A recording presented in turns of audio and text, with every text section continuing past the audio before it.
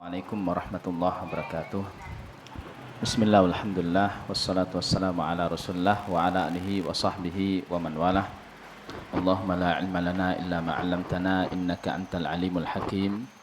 Fa'allimna ma yanfa'una wanfa'na bima 'allamtana wa zidna ilman ya 'alim. Allahumma la sahla illa ma ja'altahu sahla wa anta taj'al hazna idza syi'ta sahla. Allahumma ati nufusana taqwaha wa zakkiha anta khairu man zakkaha anta waliyuha wa maulaha.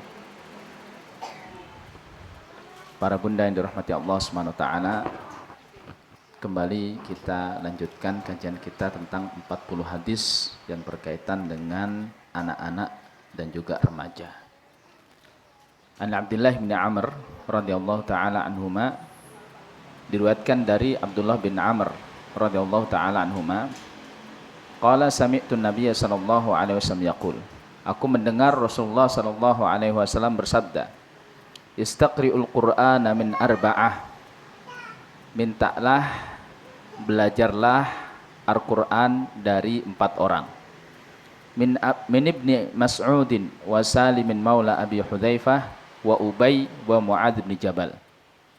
Ya, belajarlah Al-Qur'an dari 4 orang, dari Abdullah bin Mas'ud, dari Salim maula Abi Hudzaifah, dari Ubay bin Ka'ab, dari Mu'adz bin Jabal. Rawahul Bukhari, diriwayatkan oleh Imam Al-Bukhari. Dalam riwayat yang lain, Abdullah bin Amr bin As ini radhiyallahu ta'ala anhuma mengatakan, dzaka rajulun la azalu uhibbuhu ba'dama sami'tu Rasulullah sallallahu alaihi wasallam yaqul. Laki-laki itu, ya, sampai sekarang aku sangat mencintai laki-laki tersebut. Yang dimaksud adalah Abdullah bin Mas'ud, semenjak aku mendengarkan sabda Rasulullah sallallahu alaihi wasallam, belajarlah Al-Qur'an dari 4 orang. Dalam hadis ini, bagaimana sahabat yang mulia Abdullah bin Amr radhiyallahu taala anhuma dengan jujur mengatakan bahwasannya semenjak aku mendengarkan sabda Rasulullah sallallahu alaihi wasallam, belajarlah Al-Qur'an dari 4 orang. Di antara mereka adalah Abdullah bin Mas'ud. Maka dengan jujur sahabat ini mengatakan, semenjak aku dengar sabda ini, maka sampai sekarang aku sangat mencintai, sangat menghormati sahabat yang mulia Abdullah bin Mas'ud. Jadi memang di antara akhlak seorang mukmin adalah mencintai orang-orang berilmu, mencintai orang-orang saleh. Maka kalau ada di diri kita rasa cinta terhadap orang-orang berilmu, rasa cinta terhadap orang-orang soleh, maka ini tanda kebaikan. Ya. Sebaliknya kalau ternyata kita justru malah membenci mereka, maka kita harus takut. Karena yang kita benci adalah orang-orang yang dicintai oleh Allah Subhanahu wa taala. Orang-orang yang seharusnya kita mencintai mereka. Tetapi kalau ada rasa benci, entah rasa benci itu ya mungkin disebabkan karena hasad yang ada di dalam hati kita, ya, atau kita benci terhadap apa yang mereka lakukan atau mereka ilmui, maka ini lebih berbahaya lagi. Jadi intinya kebencian itu berasal dari penyakit hati. Bisa jadi tentang maslahat yang berkaitan dengan dunia, dan ini menjadi penyakit hasad, atau benci yang berkaitan dengan ilmu yang mereka miliki, dan ini lebih berbahaya dari kebencian yang pertama.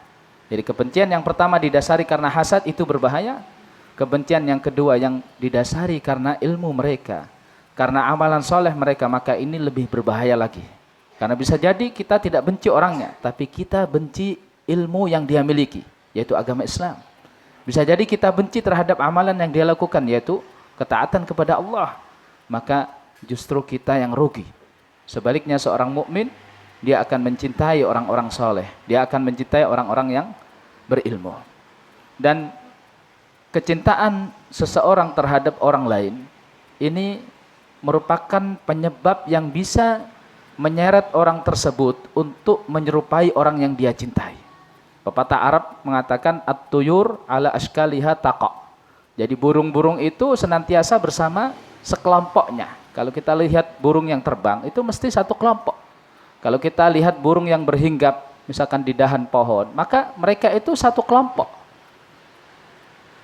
Seseorang cinta seseorang, cinta orang lain, maka dia akan berusaha untuk meniru mereka. Meniru gaya rambut mereka, meniru tutur kata mereka, gerak-gerik mereka, pakaian mereka. Ya. Makanya Imam Ahmad, ya, memiliki majelis yang dihadiri oleh 5.000 orang. Dalam majelis kajian beliau ini dihadiri oleh 5.000 orang.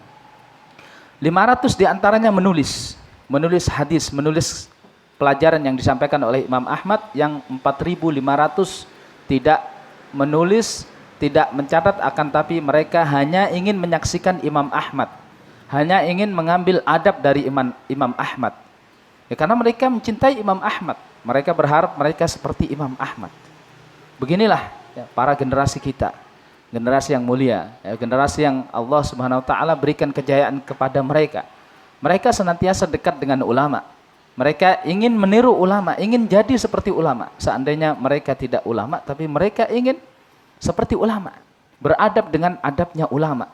Berkata dengan tutur katanya ulama, diam dengan diamnya ulama. Tapi sebaliknya, kalau generasi jauh dari ulama, justru mereka dekat dengan ya orang-orang yang notabene orang ini mungkin tidak pantas untuk dijadikan qudwah. Ya mungkin artis-artis yang top, penyanyi-penyanyi yang populer. Ini kan bahaya. Jadi mereka meniru gaya rambut mereka, ya, meniru pakaian mereka. Padahal mereka itu tidak pantas dijadikan qudwah. Ini tidak pantas. Bagaimana generasi ini akan diharapkan kebesarannya kalau mereka hanya meniru orang-orang yang semestinya mereka itu tidak pantas untuk dijadikan qudwah. Ya, justru dengan meniru mereka ini, maka mereka akan kehilangan jati diri sebagai seorang muslim. Ya, mereka hanya ikut mode saja, ikut terkenal, trennya ini ikut ini, trennya itu ikut itu. Bukan seperti itu. Ini generasi imma'ah, generasi yang menjadi ekor, yang tidak ada izzahnya. Ya, sebaliknya generasi muslim harus memiliki izzah. Kapan mereka memiliki izzah? Ketika mereka ya memiliki seorang qudwah. Ya, yaitu qudwah kita jelas Rasulullah SAW. Namun dalam penerapan keseharian, ketika mereka tidak lagi hidup bersama Rasulullah, maka qudwah mereka adalah pewaris ilmu Rasulullah, yaitu para ulama.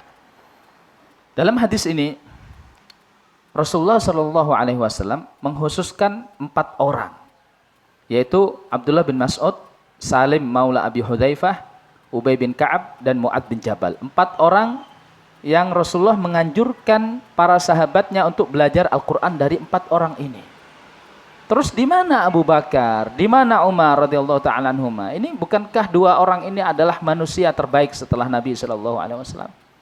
Di mana Utsman yang setiap hari menghatamkan Al-Quran? Kenapa kok 4 orang ini? Ya sebetulnya banyak sekali orang-orang yang berilmu, tidak hanya 4 orang ini saja. Namun kemungkinan kenapa Rasulullah SAW mengkhususkan 4 orang ini saja, merekomendasikan 4 orang ini saja untuk diambil ilmunya dalam segi Al-Quran. Kemungkinan yang pertama adalah 4 orang ini adalah termasuk di antara orang-orang yang mutqin dalam Al-Quran. Jadi betul-betul dia secara hafalan, secara bacaan betul-betul mutqin. Kemudian kemungkinan yang lain selain dia mutqin, dia langsung mengambil Al-Quran dari Rasulullah SAW. Ingat, 4 orang ini semuanya pemuda dengan kesibukan yang sedikit dibandingkan dengan Abu Bakar, dengan Umar, dengan Utsman. Ini orang-orang yang super sibuk. Sibuk mereka karena sudah merupakan tokoh, ya, kemudian sering bersama Rasulullah SAW, orang yang penting yang sangat dibutuhkan bersama Rasulullah. Satunya lagi adalah pedagang besar. Ini orang sibuk. Tapi 4 orang ini adalah para pemuda yang mungkin tidak sesibuk Abu Bakar, Umar, dan Utsman. Maka ya, kemungkinan yang kedua adalah orang-orang ini mengambil Al-Qur'annya langsung dari Rasulullah SAW.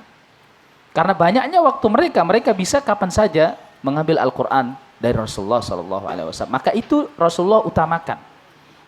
Kemungkinan yang ketiga bahwasanya orang inilah yang nantinya bisa istiqomah untuk mengajarkan Al-Quran kepada generasi berikutnya. Sepeninggal Rasulullah SAW, Rasulullah tahu ya, kalau nanti dibebankan kepada Utsman nanti akan kerepotan. Ya, Utsman memiliki posisi yang sangat penting. Apalagi kalau dibebankan sama Abu Bakar, sama Umar. Ini mereka adalah orang-orang yang punya posisi-posisi penting. Akan tapi Rasulullah membebankan kepada 4 orang ini karena Rasulullah tahu bahwasanya nanti Generasi yang akan datang nanti akan butuh dengan ilmu Al-Quran. Ya. Maka 4 orang inilah yang nanti akan mengemban amanah ini. Dari penghususan 4 orang ini, maka dapat kita memetik beberapa hikmah di antaranya, bahwasannya ya seseorang harus punya sesuatu yang khas, ya, menjadi ciri khas bagi dirinya. Ya. Karena kebaikan itu banyak. Kita tidak bisa melakukan semua kebaikan. Tapi paling tidak kita memiliki kebaikan yang satu saja, yang mana kebaikan inilah yang memiliki bobot yang berat, yang kita harapkan dengan kebaikan ini kita akan menuju surga lewat ini. Kan surga ada 8 pintu. Maka kalau 1 pintu saja, ya kita sudah memiliki keyakinan, ya sudah mendapat jaminan dari Allah masuk ke pintu itu sudah senang. Yang penting masuk surga lewat pintu itu. Jadi mungkin kebaikan banyak. Memang kebaikan memang banyak. Tapi 1 saja kebaikan yang bisa kita tekuni, maka itu menjadi sesuatu yang baik. Kemudian dari hikmah kenapa Rasulullah mengkhususkan mereka, maka kita biasa mengambil faedah, yaitu kita manfaatkan waktu muda, waktu luang anak-anak muda ini. Banyak sekali waktu luang yang dimiliki oleh anak muda. Sebelum mereka memiliki kesibukan bekerja, kesibukan berkeluarga, kesibukan berkarya, bermasyarakat, ini banyak waktu luang. Maka bisa kita manfaatkan untuk ilmu. Ya. Mungkin mereka sekarang belum dibutuhkan, tapi nanti mereka pasti akan dibutuhkan ketika generasi tua ini sudah tiada. Makanya Abdullah bin Abbas ini termasuk orang yang diberikan taufik oleh Allah Subhanahu wa ta'ala. Di masa mudanya beliau memanfaatkan untuk menuntut ilmu. Beliau diberikan taufik, bahkan ketika beliau mengajak temannya, orang Ansor, pemuda Ansor juga, untuk menuntut ilmu, pemuda Ansor mengatakan, ajib kamu, aneh kamu Ibnu Abbas. Sekarang banyak Abu Bakar, ada Umar, ada Utsman, ada sahabat yang lain. Mana mungkin orang-orang akan butuh ilmumu? Ya, tapi itu tidak mengundurkan Abdullah bin Abbas, ya, dan memalingkannya dari tujuan semula dia. Tapi dia terus menuntut ilmu. Dan terbukti setelah beberapa puluh tahun berikutnya, ketika sahabat-sahabat senior ini sudah tiada, maka manusia butuh ilmu. Di mana mereka akan mendapatkan ilmu? Di mereka yang dahulu di saat muda mereka menyibukkan dirinya dengan ilmu. Maka ilmu itu harus dijaga, harus dikuasai. Anak-anak ini harus kita bekali ilmu. Nanti mereka akan dibutuhkan. Ya, umat kita nanti akan butuh ilmu mereka. Kita mungkin sekarang melihat ya ulama banyak, para ahli ilmu banyak, tapi kita tidak tahu apalagi dengan zaman yang seperti ini. Ya. Yang mana sangat dikhawatirkan sekali dengan metode pembelajaran yang semacam ini. Yang mana mungkin ilmu itu akan bisa diwariskan dengan metode pembelajaran yang ada saat ini. Makanya betul-betul kita menekankan ini. Itu anak-anak yang waktu luangnya sangat banyak. Para pemuda yang waktu luangnya sangat banyak ini, kita anjurkan mereka untuk banyak mengambil ilmu. Ya, karena ini waktu luang mereka, waktu emas mereka. Makanya wasiat Umar bin Khattab radhiyallahu ta'ala anhu mengatakan, ta'allamu qabla an tusawwadu. Jadi belajarlah kalian sebelum kalian dijadikan orang. Sebelum kalian dijadikan tokoh. Nanti kalau kalian dijadikan tokoh, dijadikan orang yang menjadi rujukan, menjadi tokoh masyarakat, maka kalian akan sibuk. Tidak ada lagi waktu untuk menuntut ilmu. Ya sekarang sebelum kalian terkenal, ya, sebelum orang-orang ya menyibukkan kalian, maka sibukkan diri kalian dengan ilmu.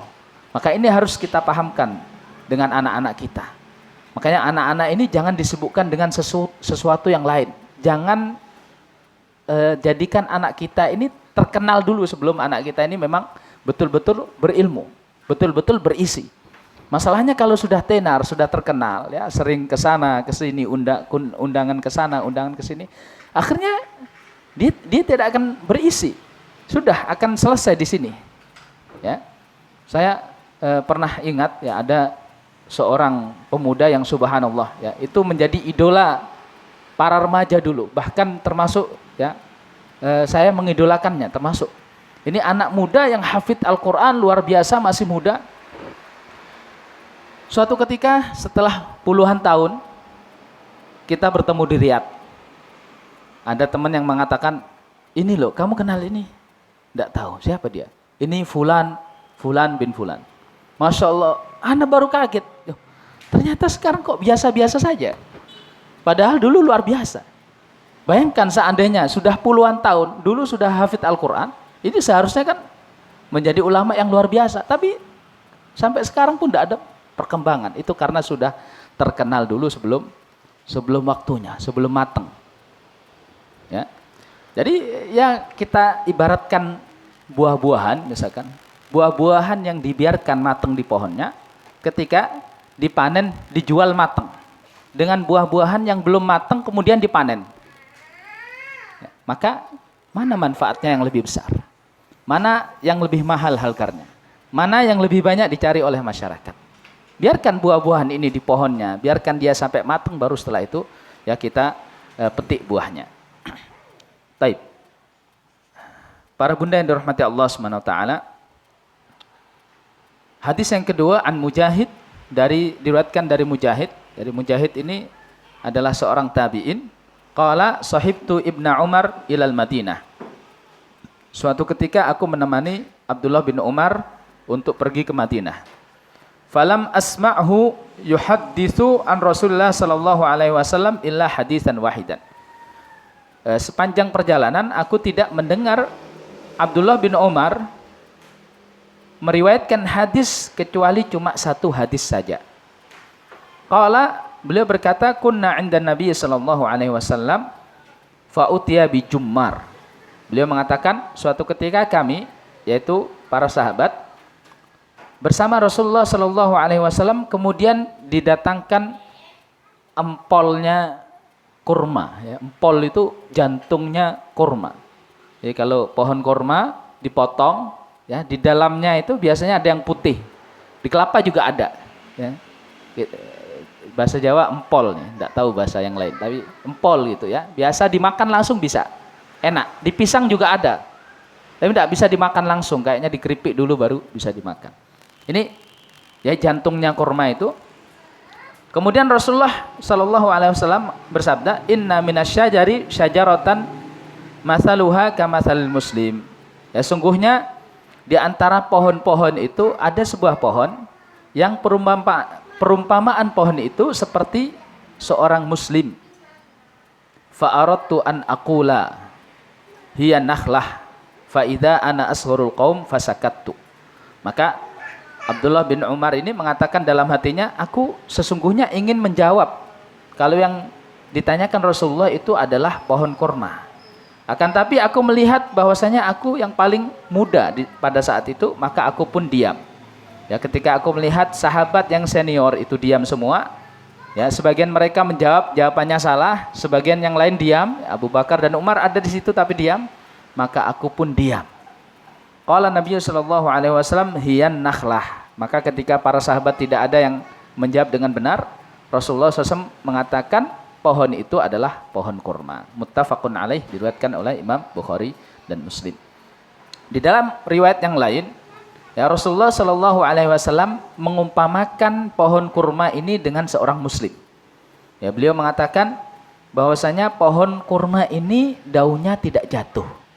Ya, artinya daunnya tidak mengotori, ya, tanah yang ada di bawahnya, tidak mengotori kebun atau ladang, sehingga tidak perlu capek-capek nyapu. Orang yang di ladangnya atau di depan rumahnya ada pohon kurma, tidak perlu setiap hari nyapu. Wa tu'ti simaroha, dan pohon ini, ya, au tu'ti ukulaha, dan pohon ini ketika datang musimnya dia akan membuahkan, ya, akan berbuah pohon kurma ini. Dan ini adalah perumpamaan yang luar biasa ketika Rasulullah mengumpamakan pohon kurma dengan seorang muslim. Jadi kalau kita lihat pohon kurma, mungkin yang belum bisa membayangkan pohon kurma, coba bayangkan pohon kelapa ini, ya. Pohon kelapa ini kan tidak jatuh daunnya, tidak gugur. Jadi tidak perlu repot nyapu tiap hari, tidak mengotori, ya. Tapi bedanya pohon kelapa ini bijinya besar, buahnya besar, Jadi bahaya kalau kita berada di bawahnya. Tapi pohon korma bijinya kecil. Sehingga selain dia tidak mengotori, tidak menyakiti, dia juga tidak berbahaya. Demikian juga seorang muslim. Seorang muslim tidak menyakiti orang lain, tidak membahayakan orang lain, tidak membuat kotor ya, tidak merepotkan orang lain. Pohon korma itu hidup di padang pasir, di tanah yang kering. Tapi dia tidak butuh disiram setiap hari.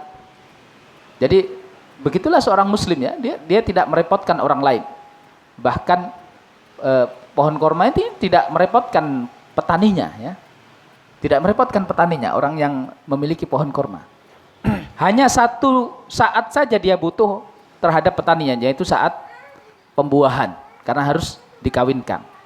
Hanya saat itu, selainnya maka biarkan saja pohon korma itu akan tumbuh. Jadi seorang muslim itu tidak akan merepotkan orang lain. Mungkin merepotkan hanya pada satu saat saja, yaitu ketika dia meninggal. Merepotkan orang lain pada saat dia meninggal, ya karena dia tidak bisa mengurus jenazahnya sendiri. Tapi selain itu, seorang muslim selama bisa dia mengurus dirinya sendiri, maka dia tidak merepotkan orang lain. Begitu juga pohon korma, kalau kita lihat, maka semua bagian dari pohon itu bermanfaat. Ya mulai dari daunnya, daun ini luar biasa ya. Apalagi kalau di daerah yang panas. Maka daun ini bisa mengayomi dan memberikan pemandangan yang luar biasa ya, dengan gerakan daun-daun ini mungkin bisa menimbulkan suara yang suara itu enak didengar. Pemandangannya pun luar biasa. Ya, selain dia mengayomi, dia juga tidak membuat panas. Ya, karena daunnya, struktur daunnya itu angin bisa masuk. Sehingga orang yang berada di bawahnya selain tidak panas, dia juga terkena angin yang segar. Kemudian kalau kita lihat batangnya bermanfaat. Ya. Pada zaman Rasulullah SAW, batangnya ini dijadikan tiang masjid. Demikian juga daunnya dijadikan atap masjid.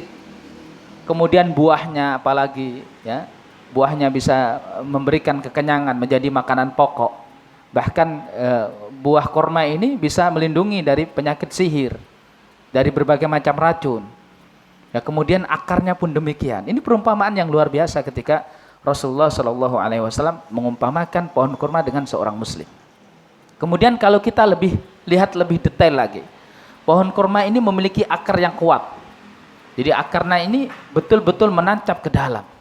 Maka seorang muslim, ya umpamanya akar itu adalah akidah, maka dia harus memiliki akidah yang kokoh, keimanan yang kokoh, yang tidak akan goncang. Ya, badai di negara Arab sana itu luar biasa. Makanya kalau hujan itu dibolehkan untuk sholat di rumah, ya, baik padahal laki-laki itu sholatnya di masjid, tapi kalau hujan dibolehkan sholat di rumah, karena di sana itu sering badai kalau hujan. Coba bayangkan ya, pohon kurma kena badai, kuat, kena badai yang ada di sana kuat, karena akarnya begitu menancap. Jadi seorang muslim harus memiliki akar keimanan yang betul-betul menancap ke dalam hatinya, yang kokoh, jadi tidak mudah goncang. Ya, ada fitnah, ada syubhat, itu tidak akan mudah goncang, karena imannya kokoh di dalam hatinya. Kemudian kalau kita lihat batangnya, batang kurma itu panjang, menjulang dan lurus. Ini menunjukkan tentang ibadahnya seorang muslim. Ya, ibadahnya panjang. Ya, tidak ingin segera selesai. Ya. Yang penting setor muka, sholat 2 menit selesai. Bukan seperti itu. Tapi nikmati sholat itu, ya, nikmati, panjangkan sholat itu. Kemudian lurus, ibadahnya harus lurus, sesuai dengan apa yang dicontohkan Rasulullah SAW. Jadi jangan beribadah dengan ibadah yang menyimpang. Sebagaimana batang pohon kurma yang lurus, yang panjang ini, maka ibadah kita harusnya panjang dan juga lurus. Kemudian kalau kita lihat daun dari pohon kurma yang menjulang tinggi, maka itulah akhlak seorang muslim. Jadi akhlak seorang muslim itu yang sejuk apabila dipandang, ya, menyegarkan. Kemudian indah sebagaimana daun pohon kurma. Ini permisalan yang luar biasa yang digambarkan oleh Rasulullah SAW, bahwasanya ya seorang muslim itu ya laksana pohon kurma. Di dalam hadis ini ada adab yang dipraktekkan oleh Abdullah bin Umar, yaitu tidak mendahului orang yang lebih tua dalam berbicara. Ini anak-anak kita ini kalau kita sedang berbicara dengan teman kita, ya, ini dibiasakan adabnya adalah tidak berbicara, tidak memotong pembicaraan sebelum diizinkan oleh orang yang lebih dewasa untuk berbicara. Ini karena ini adalah bagian dari adab. Abdullah bin Umar sudah tahu jawabannya, tapi beliau diam karena beliau melihat Abu Bakar, sahabat yang senior, diam. Ayahnya Umar bin Khattab diam, maka beliau tidak ingin mendahului mereka sebelum diizinkan. Kemudian dalam hadis ini juga menunjukkan tentang kecerdasan Abdullah bin Umar, ya, keutamaan beliau, kecerdasan beliau dan ilmu beliau. Ini karena memang termasuk sahabat yang hasil dari didikan langsung Rasulullah SAW. Kemudian dalam hadis ini juga bolehnya mengajak anak-anak dalam majelis orang dewasa, tidak apa-apa. Ya, asalkan anak itu adalah anak yang beradab, ya, artinya tidak mengganggu. Ya, ketika kita bermajelis, ya, misalkan majelis yang serius, tidak apa-apa kita ajak anak-anak supaya mereka juga belajar. Tapi jangan sampai anak-anak ini mengganggu, harus ditertibkan. Makanya harus diajari dulu, ya, mereka. Ini dalam hal ini Umar bin Khattab mengajak anaknya Abdullah bin Umar dalam majelis para sahabat senior. Tapi beliau tahu bahwasanya anaknya ini beradab. Yaitu ketika melihat sahabat-sahabat senior ini berbicara, ya, beliau diam, nunggu sampai Rasulullah SAW atau para sahabat itu memberikan giliran dia untuk berbicara. Hadis yang ketiga yang diriwayatkan oleh Amr bin Salamah. An Amr bin Salamah, diriwayatkan dari Amr bin Salamah, qala, dia berkata, kunna bima'in mamarron nas. Dahulu kami tinggal di tempat yang ada sumber mata air, tempat lewatnya manusia yang sedang bepergian. Yaitu biasanya mereka itu orang-orang dahulu itu kalau bepergian mereka akan melewati daerah-daerah yang merupakan sumber mata air. Dan biasanya daerah yang sumber mata air itu perkampungan. Ya. Besar kecilnya perkampungan tergantung pada sumber mata air. Semakin banyak sumber mata air, semakin besar, maka perkampungan itu akan besar. Kalau sumber mata airnya sedikit, maka ya perkampungannya sedikit. Tapi biasanya musafir itu lewat daerah ini, ya, untuk mereka mengambil air minum, untuk memberikan minum kepada hewan ternak mereka, hewan tunggangan mereka. Maka Amr bin Salamah mengatakan, kami tinggal di daerah yang di situ ada mata air, yang tempat berlalu lalang para musafir. Wa kana yamurru binar rukban, dan sering berlalu lalang, ya, melewati kampung kami orang-orang musafir. Fanas aluhum malin nas ma hadzal rajul. Ya, pada saat itu sedang heboh-hebohnya dakwah Rasulullah Sallallahu Alaihi Wasallam, maka orang-orang di kampungnya Amr bin Salamah ini bertanya kepada para musafir, bagaimana, ada apa ini, siapa laki-laki itu, bagaimana pendapat kaumnya, pendapat manusia, bagaimana responnya terhadap laki-laki itu. Artinya bertanya tentang apa yang terjadi di sana, ya, di Rasulullah, ya. Terjadi di Mekah ketika Rasulullah masih di Mekah, ketika Rasulullah sudah hijrah ke Madinah. Artinya mereka bertanya-tanya, ini karena suatu perkara yang penting, yang belum ada sebelumnya. Fayaquluna yaz'umu anna Allah arsalahu auha ilaihi au auha Allahu bikadza. Maka orang-orang yang ditanya ini sama kaumnya Amr bin Salamah ini mengatakan, laki-laki itu, ya, yang dimaksud di sini Rasulullah SAW, dia mengatakan, ya, bahwasanya dirinya itu adalah utusan Allah. Allah mewahyukan kepadanya, ya, surat ini, ayat ini, ayat ini. Yang dimaksud adalah Al-Quran. Jadi ketika Rasulullah SAW itu dapat wahyu, itu kan disampaikan kepada masyarakat. Di antara wahyu yang disampaikan itu, ya, ada yang didengar oleh para musafir. Maka musafir ini ketika ditanya, dia sampaikan, ini dia menyampaikan ayat begini, ini katanya ini adalah wahyu dari Allah. Maka apa kata Amr bin Salamah? Fakuntu ahfadhu dzalikal kalam wa ka'annama yuqarru fi sadri. Dia mengatakan, maka aku pun menghafal perkataan itu, yaitu ayat-ayat tadi aku hafal. Seakan-akan ayat itu menempel di dadaku ya. Jadi dalam riwayat yang lain dikatakan yuqra fi qalbi bi ghira. Ya, ghira itu kan lim. Seakan-akan ayat yang didengar oleh Amr bin Salamah itu menempel di hatinya seperti sesuatu yang telah dilem. Jadi ceket ya, lengket, tidak hilang. Wa kanatil Arab talawwamu bi islamihimul fath.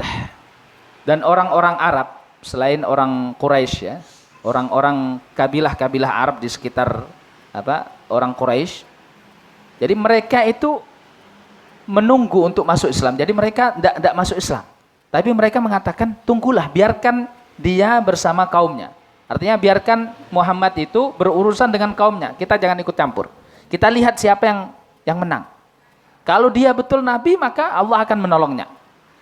Ini kenapa mereka diam? Karena mereka tahu orang Quraisy ini adalah ahlullah. Ya, artinya apa? Semenjak peristiwa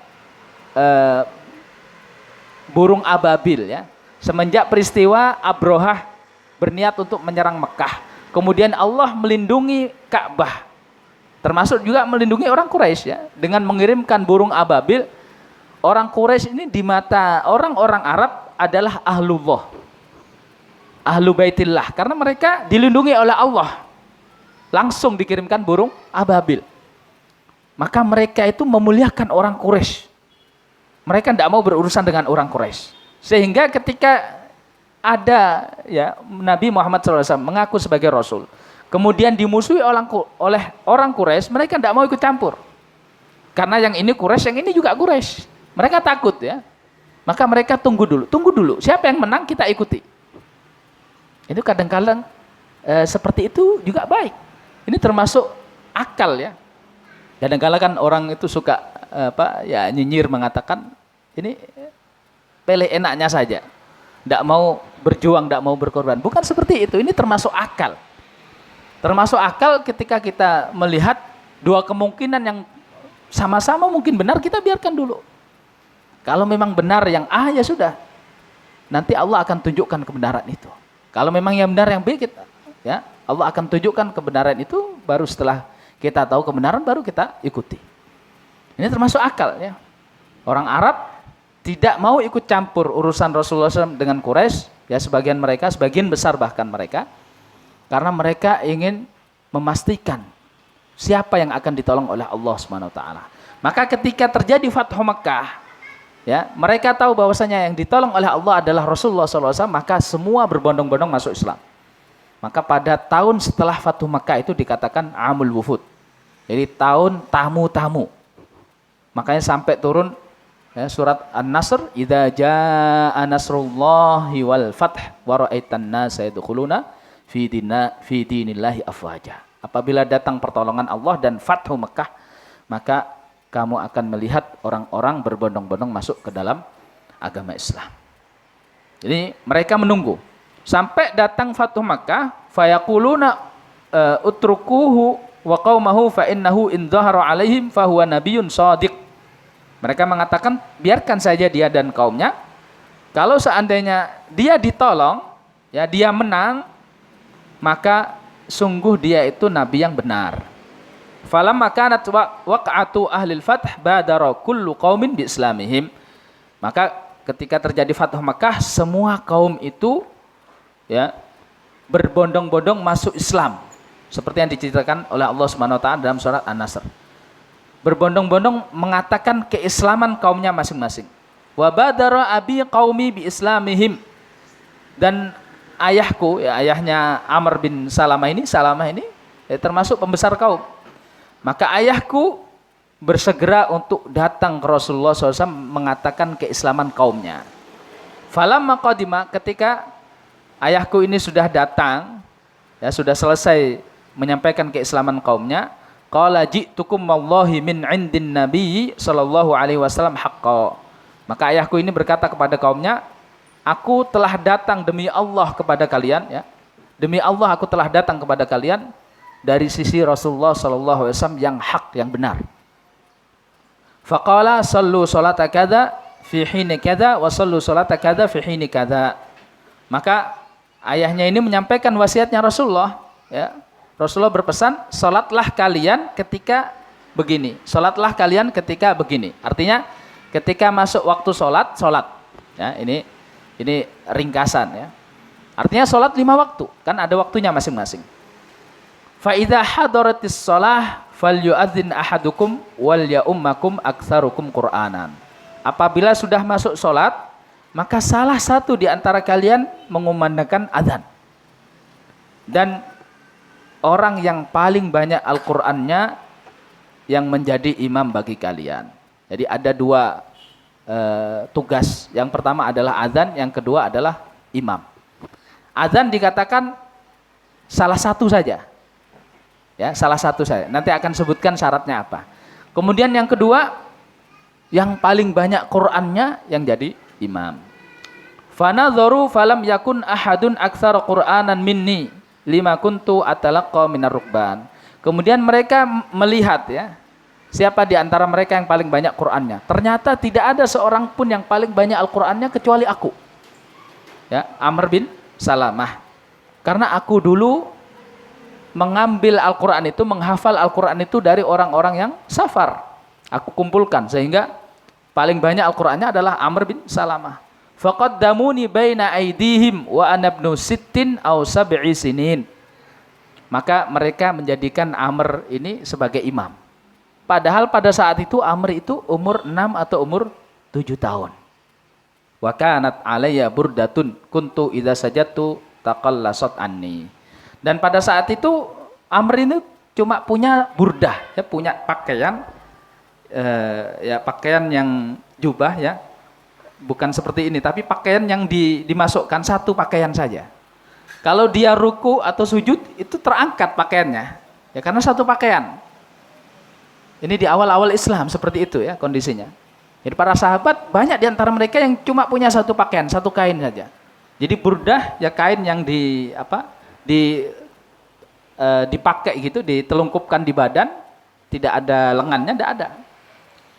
Ketika sujud kelihatan auratnya.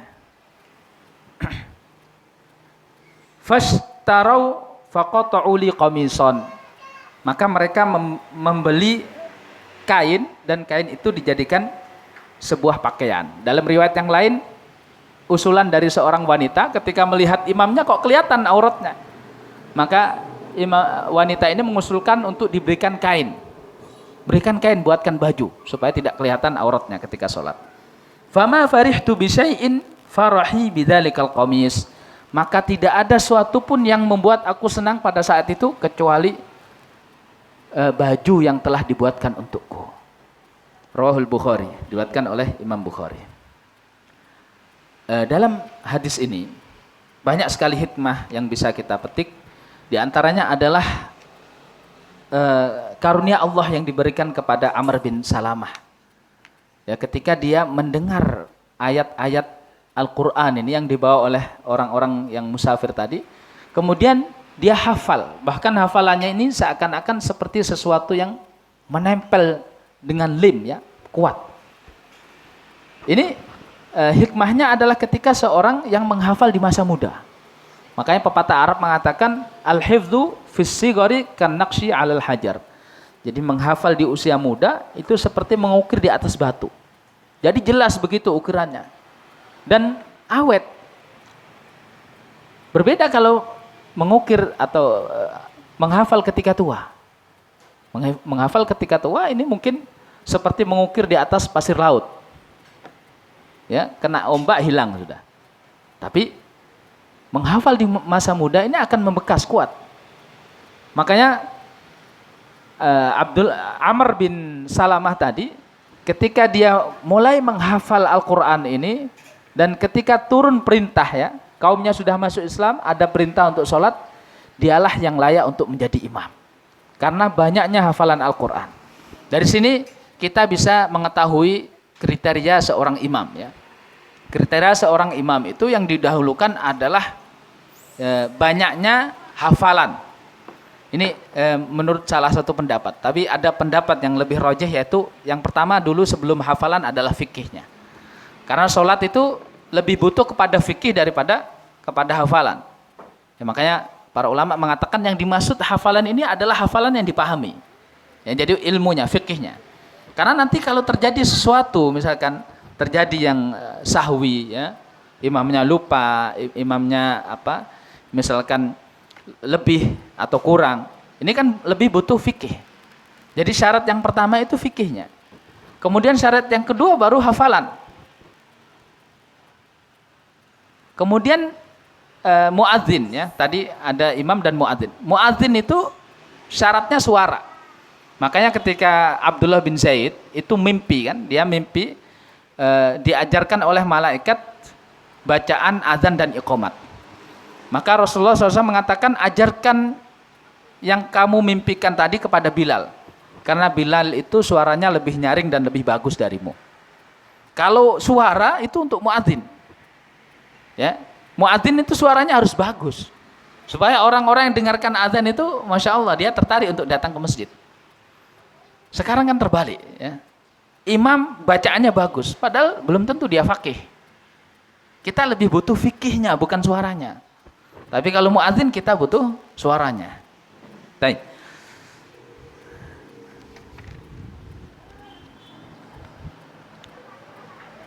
Di antara hadis ini bisa kita ambil hikmah bahwasannya sholatnya anak yang sudah mumayyiz itu sah, ya.